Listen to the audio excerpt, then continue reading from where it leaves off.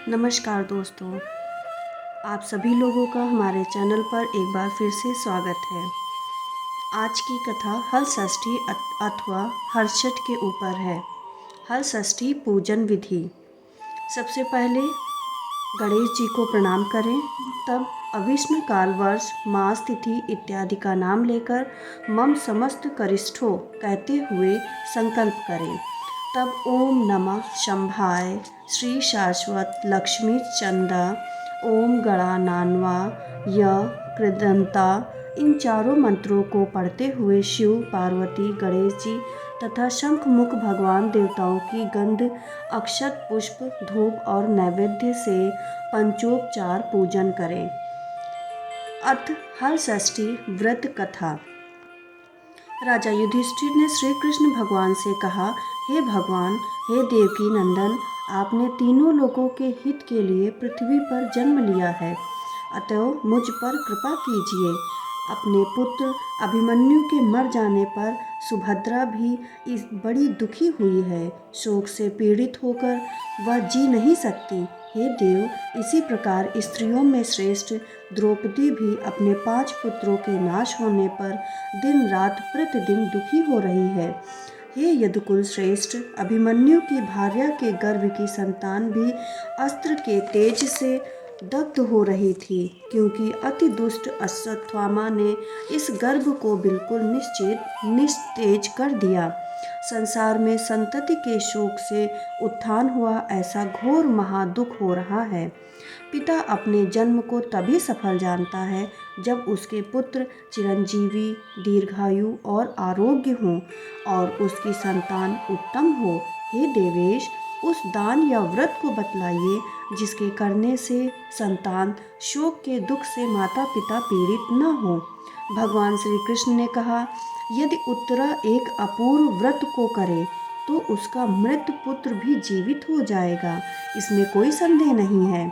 राजा युधिष्ठिर ने तब पूछा, हे भगवान, इस व्रत की क्या विधि है?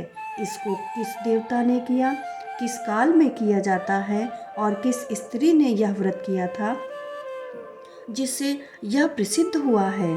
श्री कृष्ण भगवान ने तब कहा, सुभ्रबा एक राजा था, उसकी रानी का नाम स्वर्णा था।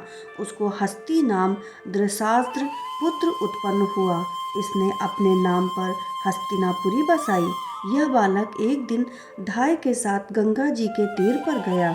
जल से खेलता हुआ वह बालक बाल भाव से जल में चला गया। वहाँ एक मगर उसको पकड़कर गहरे पानी में ले गया। इस समाचार को सुनकर पुत्र दुख से दुखी रानी स्वर्णा ने क्रोध के मारे धाय के पुत्र को जलती अग्नि में फेंक दिया और फेंकने के बाद अपने पुत्र को याद करती हुई बड़ा विलाप करने लगी।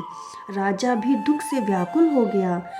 धाय दुख से व्याकुल होकर जंगल चली गई। कुशा और पलाश से पूर्ण जंगल में मध्याह्न के समय शिव जी की पूजा करने लगी। उसने वहाँ प्राणियों से वर्जित सुनसान मंदिर में महादेव जी की, कार्तिकेय भगवान, पार्वती तथा गणेश की पूजा की।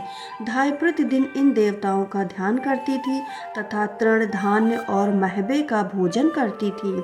उसके इस प्रकार करते हुए हे युधिष्ठिर, भादों के महीने के कृष्ण पक्ष की षष्ठी को नगर का अद्भुत दर्शन हुआ।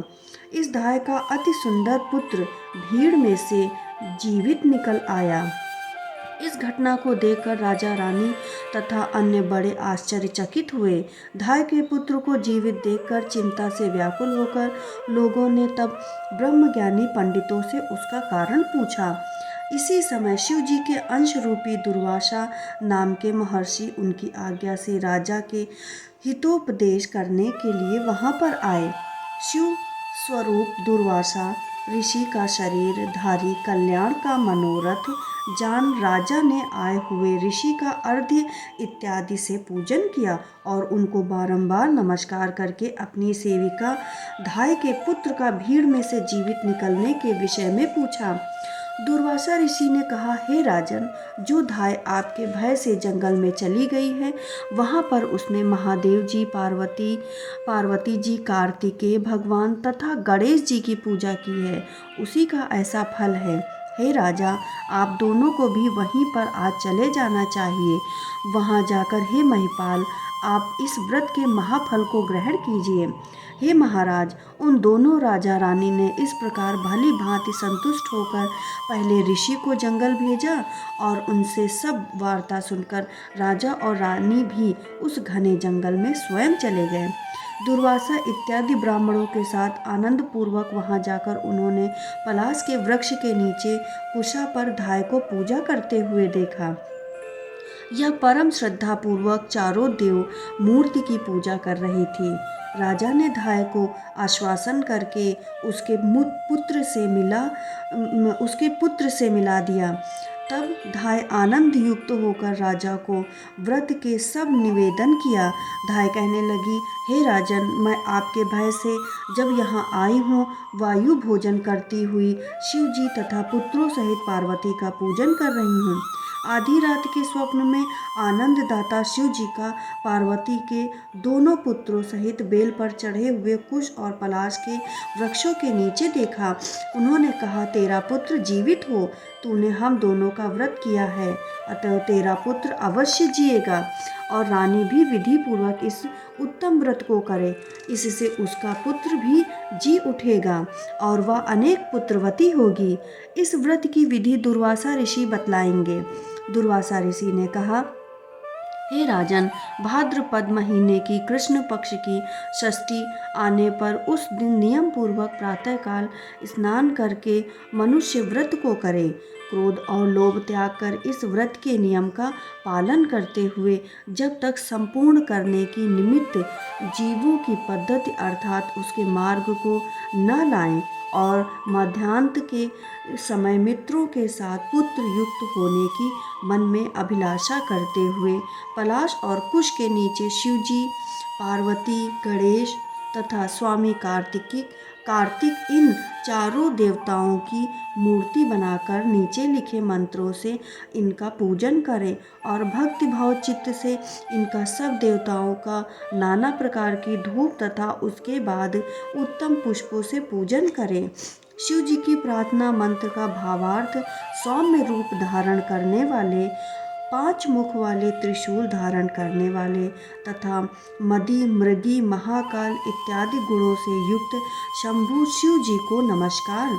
पार्वती की प्रार्थना के मंत्र का अर्थ शिवा, हर कांता, प्रकृति, श्रेष्ठ हेतु, सुख और सौभाग्यदायिनी गौरी और धात्री को नमस्कार। स्वामी कार्तिक की प्रार्थना के मंत्र का अर्थ मोर पर सवारी करने वाले देवता को, कौंच पत्री को विदीन करने वाले कुमार विशाख और स्कंद को नमस्कार। गणेश जी की प्रार्थना के मंत्र का अर्थ मूसे पर सवारी करने वाले देवता को, लंबे उदर वाले, सुंदर सूंड वाले, एक दंत वाले तथा विघ्न को नाश करने वाले देवता को नमस्कार। दीपक, चंदन, धूप तथा नाना प्रकार के नैवेद्य से पूजन करके गाजे बाजे से ब्राह्मणों के साथ घर आवें तथा उस दिन महुए के फूलों के साथ समा का चावल भोजन करें और भैंस का दूध, दही, मट्ठा तथा घृत का भोजन करें। हे राजन, इस व्रत की ऐसी ही विधि है। जो मनुष्य ऐसा करता है वह पुत्र पौत्र से युक्त शीघ्र ही सुख को प्राप्त करता है। दुर्वासा ऋषि के वचन सुनकर राजा ने इस व्रत को किया। तब मगर के बिल में से शीघ्र ही निकलकर राजकुमार ने माता पिता तथा दुर्वासा ऋषि के चरणों पर गिरकर प्रणाम किया और बोलने लगा, इस व्रत के फल से राजा के यहाँ दीर्घायु, बड़े पराक्रमी, बलवान तथा सर्वगुण संपन्न अनेक पुत्र उत्पन्न हुए। उससे उसके राज्य में इति अर्थात अतिवृष्टि तथा दुर्भिक्ष की शांति हुई और राजा ने अनेक वर्ष तक सुखपूर्वक राज्य किया। श्री कृष्ण भगवान ने कहा, यह व्रत करने वाली उत्तरा इसी व्रत को करे।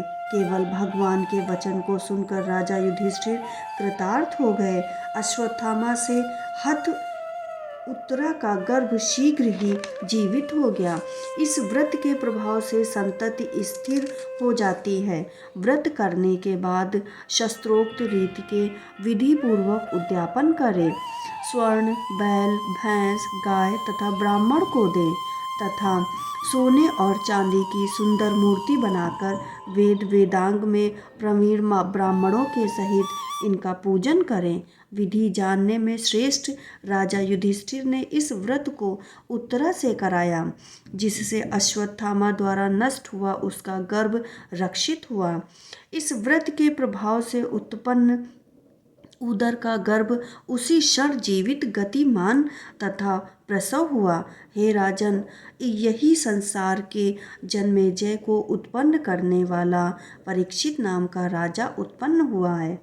हे राजन, जो कोई इस अपूर्व व्रत को इस प्रकार करता है, वह संपूर्ण पापों को त्याग कर सूर्य की महिमा को प्राप्त करता है। श्री कृष्ण तथा युधिष्ठिर के संवाद में कुशपलश नाम की हरषष्ठी व्रत की कथा समाप्त हुई। जय श्री कृष्ण।